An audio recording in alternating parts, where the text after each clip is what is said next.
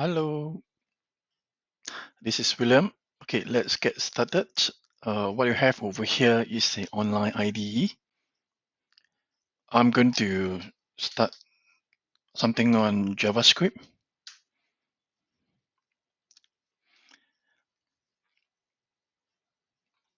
I can see it's going to be run on the latest LTS version of Node.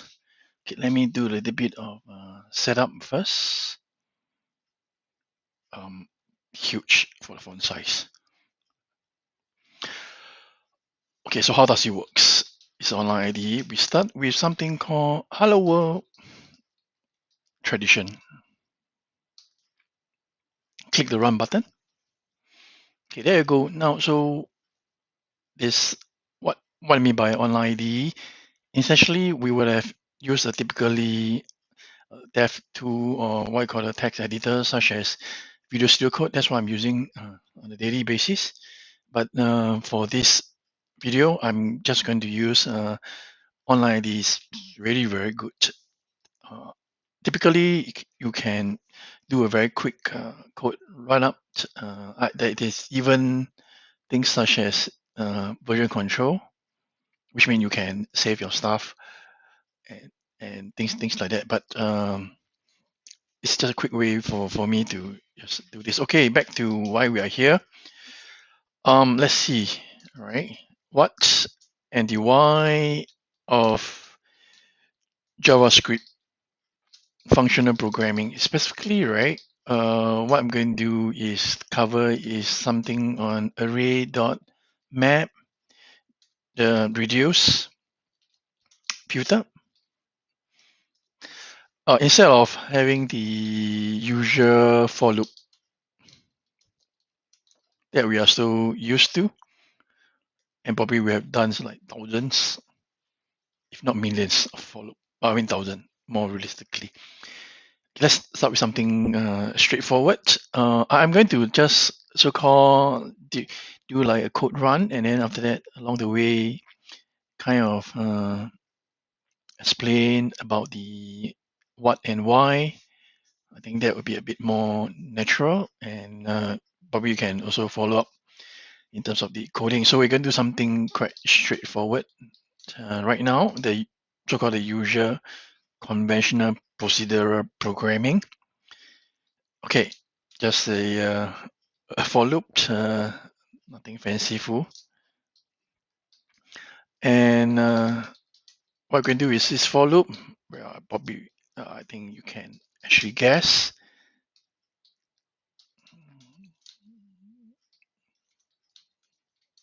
Oh my fingers are nervous. You can see there's some kind of code completion. It's pretty cool, right? I mean, for online IDE.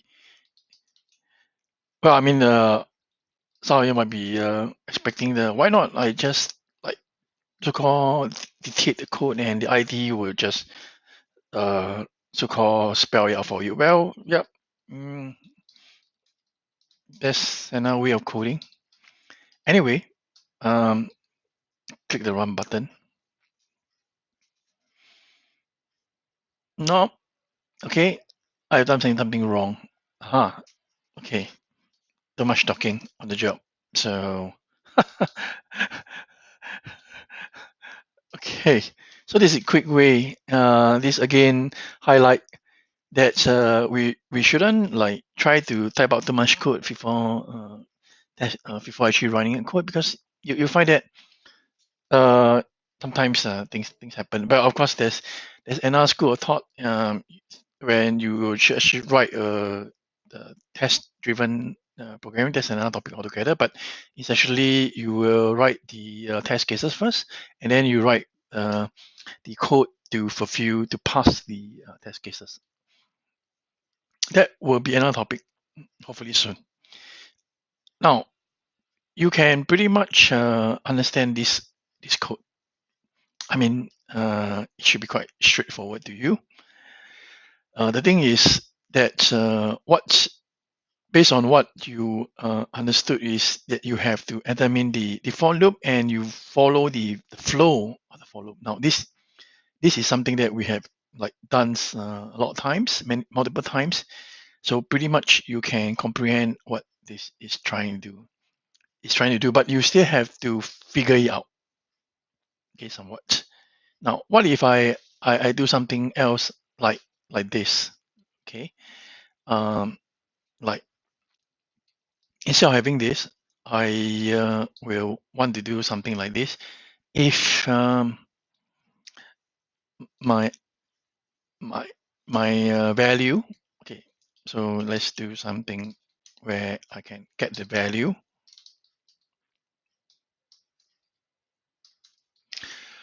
If it's going to be a number, then I will just add it to the sum. So this is what I'm trying to do over here. Notice a triple equal sum plus equal n. Okay, let's run this. Aha. Now, if you look at this code, again, it's slightly more complicated than what we have just now. However, right, uh, you still can pretty much understand this. Is that we are trying to add up all the even numbers. Well, I mean, it's such a big deal. Now, the thing is that you would have spent a bit more time and effort in trying to understand what the code actually does. Now, this is crucial because now imagine if we are all doing collaboration. That is, your colleague will look at your code, you look at your colleague code, and you have to understand what uh, he or she is actually doing, or they have to understand what you are doing, the code, what the code is trying to do. So, is there a better way to actually help uh, the reader to understand your code faster? Well, that is okay, and let me just show you that to you. Okay, so let's start from the so-called basics from that. Now, instead of using the for loop, just commenting off. So what we're going to do right now is this. Okay, let's do so-called reduce. I mean, that's to show the how this reduce work. So typically, in very straightforward terms, reduce can be used to um, so-called do up summation very quickly. So just let me show you over that. Okay, let's instead of having this.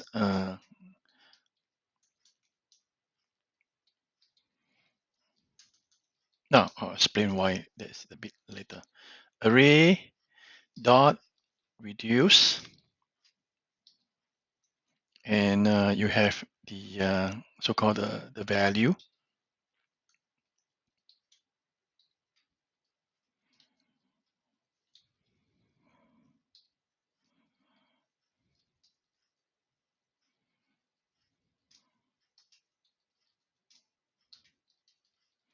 Now, what does this A and C stand for? Basically, the first argument is going to be the accumulator, whereas the second argument, the C, is going to be the current value. Now, what I'm going to do will be to simply trying to, for each steps of the way, it will return the value, the current value, plus the whatever existing value you have. So at each step of time, it will return this value. I mean, you might not actually see that right now. So I'm going to just do this. Sounds a bit obscure, right? But okay, so let's do a run. 17. That's the original sum. So what's really happening over here is we are going to do this. Let's of course assume that we are familiar with the arrow function. Now, we are taking a function that has the value, the first two argument A and C. As I explained, A will be the be used as the accumulator, and that is right. It going to be the holding value as we work with this thing, and that for the C, right, it would denote the current value. Well, there could be so-called other argument as well. I mean, we just look at this. As we can actually explore that a little bit later. So here, over here, the reduce essentially is that instead of having the for loop, like what we did just now, and then adding up the number one at a time, it's actually doing the same thing, just that it's presented or structured differently. And that at each stage, it will actually take the value of C, and then after that, it will look at the current value of A, and what will be the initial value? Well, because we did not specify any value over here, the initial value for A will be the first value of array, which is 1 in this case. It has actually a way to specify a default value. We can put a 0, but it doesn't really matter over here. Now how does it actually simplify, help that in terms of the for loop? Well, the main thing is that in terms of the for loop, you have to understand how the code actually work line by line. Here, the main thing that you really need to do is to understand the function of reduce.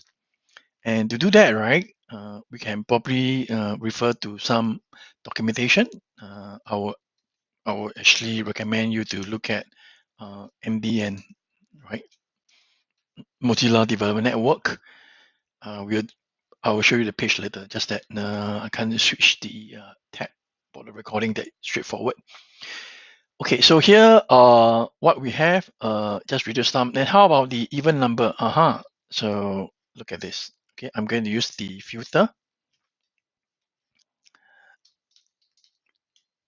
So watch carefully. Don't blink.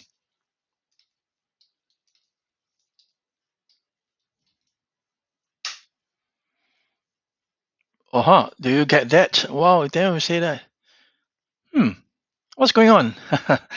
Well, what does actually filter do? Filter is a so-called another functional programming construct, like we reduce. In this case, it takes the array and it look at this particular condition. So when you have expressed this particular condition, it will, in this case, only return the array element for which this condition is going to be true. Now, how would I actually see that? I mean, we can always so-called print out the array. Essentially, it create a new array. It does not override the existing array. Let's take a look. So you can see is over here that it will have only the array elements 2 and 4, for which this has been found to be an even number. We can change that to be odd number, 155. Okay, so there you go. What I've demonstrated is actually so-called a way, right? That will be that's quite different from the for loop.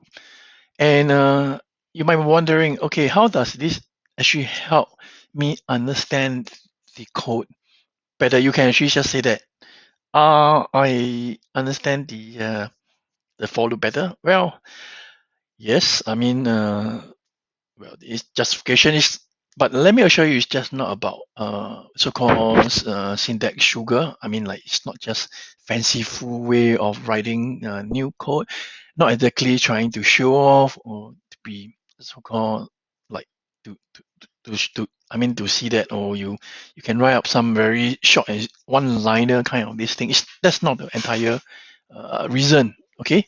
Or rather, that's not a reason. Not even this. The main thing is functional programming like this is to express your code. is what we will normally term as decorative. Decorative.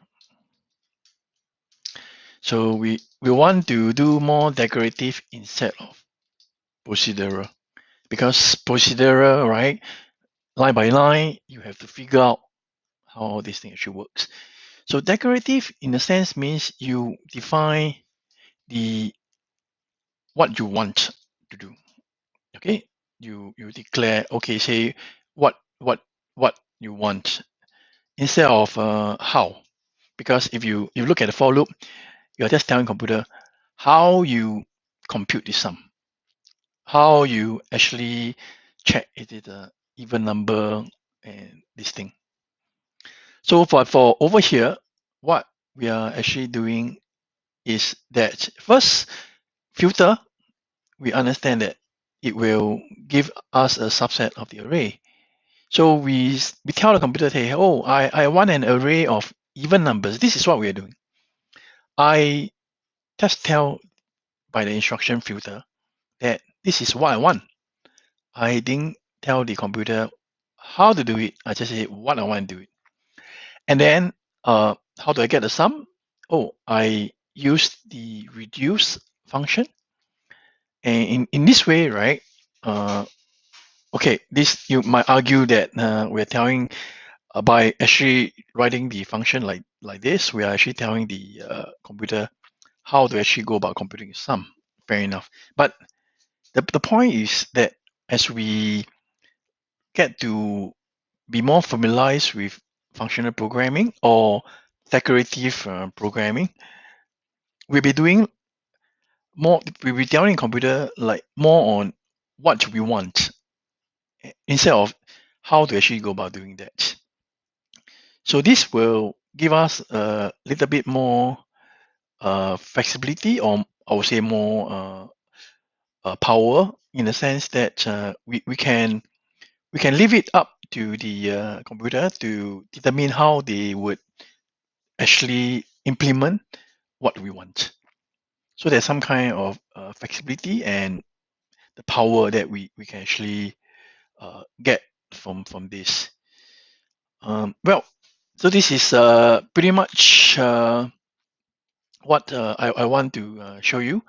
Now, for the map, right, how it pretty works is that it will, let me show you an example so that we can just conclude this. So I'm going to just print out, let's say, an array. And so this map, what it actually does is that for each of the elements, you can do something about this. And for example, right, I can create a new element whereby the elements, it will be a multiple or a like of original array. Maybe I'll just do something to it. Maybe I'll just do a multiple of 2. So you do a run. So you can see that this over here is that it takes the original array and then it will create a new array. Now map will create new array. Now this brings us to another point about functional programming, and that is right. It does not. It actually, as far as possible, it does not try to have any side effect or changes, meaning that the original array, it should not be changed in any way in terms of content.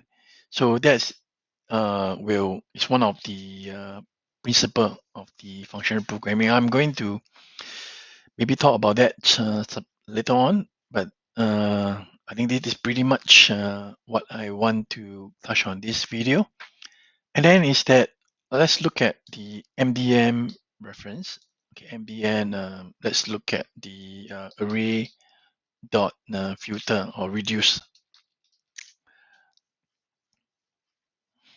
I really love this. This I will recommend we all to actually look at this. Maybe it's not as user friendly as W3 School, but however, I find that MDM documentation is pretty much more standard, and that can get to learn a little bit more about like what we're trying to do rather than W3 school. So I encourage you to look at this technical documentation, and you have several examples over here. So remember the A and C over here you have here, so you can actually read through, and then after that try out some of the example that it has over here. Okay. Now I'm going to stop here. Thank you very much for looking and watching my video, and I hope that it is useful to you. I'm just glad that this code is still there. Now, if you create an account with Rapid, you will be able to save the code automatically. So if you just drift away like what I did just now, you can be sure that the code is still going to be there. It's kind of safe, like what you have for like Google Doc. Okay, and I hope to see you again in our video. Thank you very much. Bye.